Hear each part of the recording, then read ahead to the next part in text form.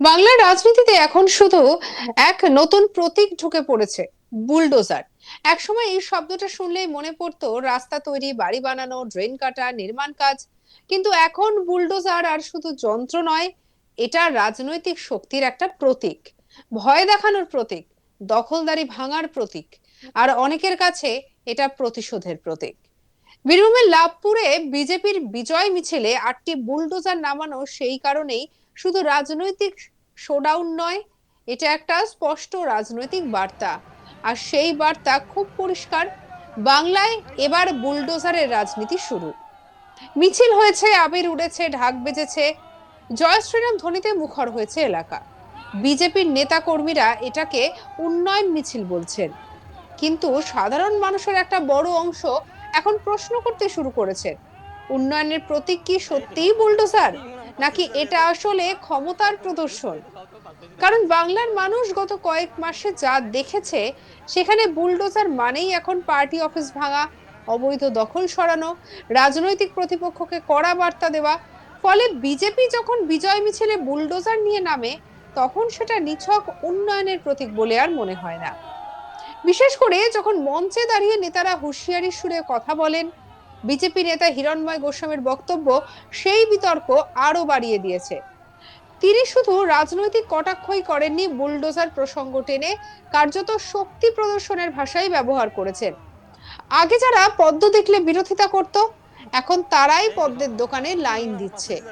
এই মন্তব্যের মধ্যে যেমন রাজনৈতিক আত্মবিশ্বাস আছে, তেমনই আছে ক্ষমতার নেশাও। কি বলছেন হিরণময় গোস্বামী, শুনবো।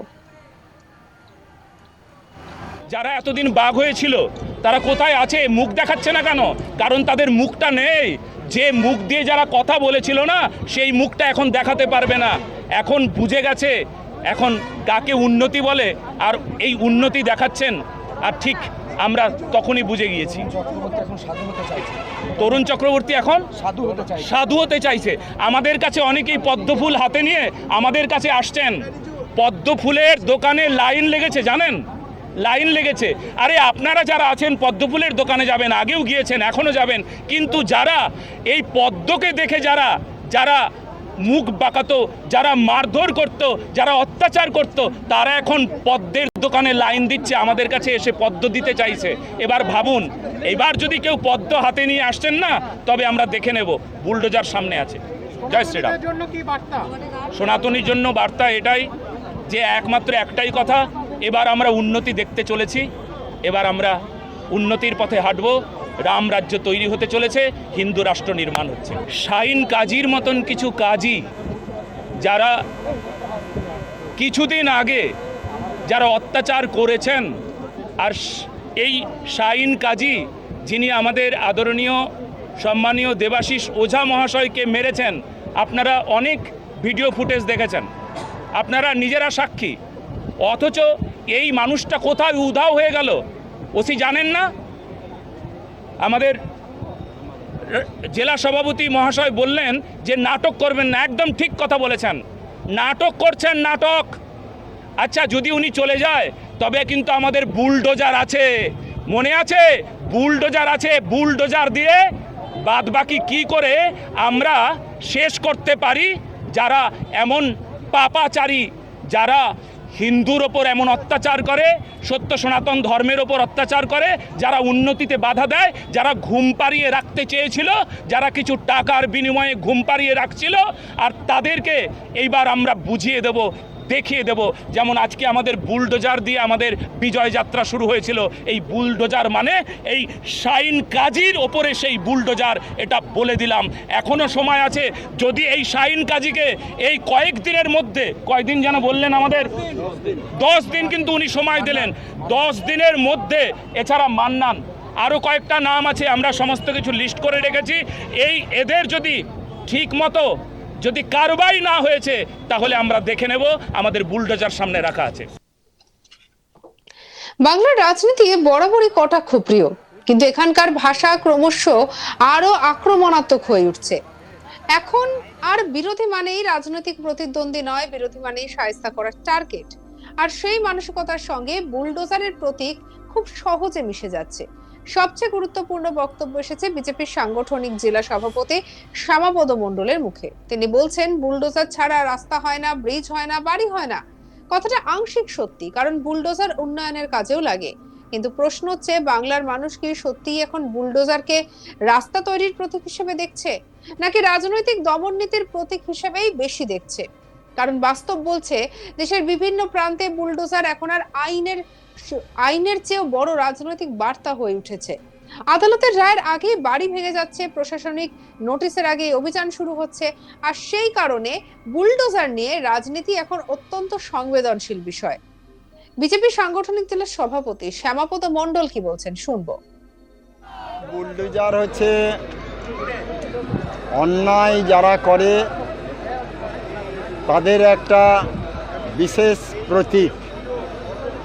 যারা সমাজে ঠিকভাবে বাস করে, যারা সমাজে ঠিকভাবে চলা করায় তাদের কাছে বুলডোজার অনেক কাজে লাগে। বুলডোজার ছাড়া রাস্তা হয় না, ব্রিজ হয় না, ড্রেন হয় না, বাড়ি হয় না।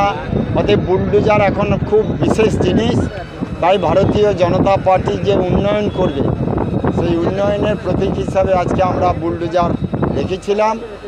এবং বুলডোজারের মধ্যে আমাদের ভারতীয় জনতা পার্টির যে পতাকা, সেটাকেও উত্তোলন করা হয়েছে। আর মানুষকে আমরা বলেছি যে প্রকৃত উন্নয়নের সামিল হতে হবে। তৃণমূলের মতো উন্নয়নের নাম করে উন্নয়নের টাকাটা ব্যক্তিগতভাবে হজম করা, এটা যেন আমাদের না হয়। আমরা যেন মানুষের পাশে থাকতে পারি, মানুষের উন্নয়ন করতে পারি। তার জন্য আজকে আমরা এখানে লাভপুরের মতো মা ফুল্লরামার পবিত্র মাটিতে আজকে আমরা একটি মহা মিছিল করলাম।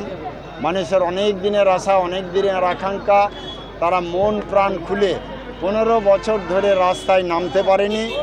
আজকে সেই মানুষরা আজকে মন প্রাণ খুলে রাস্তায় নেমেছে। আর তাই আজকে হাজার হাজার লোকের সমাগম। আর সেই কার্যক্রম এখন আমাদের সমাপ্ত ঘোষণা করা হবে। প্রয়োজনে কি অত্যাচারীদের বিরুদ্ধেও এই বুলডোজার ব্যবহার হতে পারে? দেখুন, অত্যাচারী যারা করবে তাদের বিরুদ্ধে কি ব্যবস্থা না হবে সেটা তো প্রশাসন ঠিক করবে। প্রশাসন যদি মনে করে হবে তাহলে হবে, আর প্রশাসন যদি মনে করে ওটা ব্যবহার না করি তারা সোজা করে দিতে পারবে, তাহলে সেটাও হবে। অতএব সোজা করতে হবে। লাভপুরের মিছিল তাই শুধু বিজয় মিছিল নয়, এটা বাংলায় নতুন রাজনৈতিক সংস্কৃতির ঘোষণা। আর এখানেই সাধারণ মানুষের উদ্বেগ, কারণ মানুষ ভোট দিয়েছিল উন্নয়নের আশায়, চাকরি, রাস্তা, শিল্প, হাসপাতাল, দুর্নীতিমুক্ত প্রশাসনের আশায়। কিন্তু ভোটের পর যদি সবচেয়ে বড় রাজনৈতিক প্রতীক হয়ে ওঠে বুলডোজার, তাহলে তো মানুষ প্রশ্ন করবেই, উন্নয়ন কোথায়? বিজেপি বলছে তারা তৃণমূলের দুর্নীতি, দখলদারি, তোলাবাজির বিরুদ্ধে অভিযান চালাবে। অনেক সাধারণ মানুষও হয়তো সেটাই চান, কারণ দীর্ঘদিন ধরে বাংলার বহু এলাকায় রাজনৈতিক দাদাগিরি, অবৈধ দখল, কাটমানি নিয়ে ক্ষোভ ছিল। মানুষ পরিবর্তন চেয়েছিল। সঙ্গে রাখুন আজ তাক বাংলাকে। আপনাদের মতামত জানান কমেন্ট সেকশনে, সাবস্ক্রাইব করতে ভুলবেন না।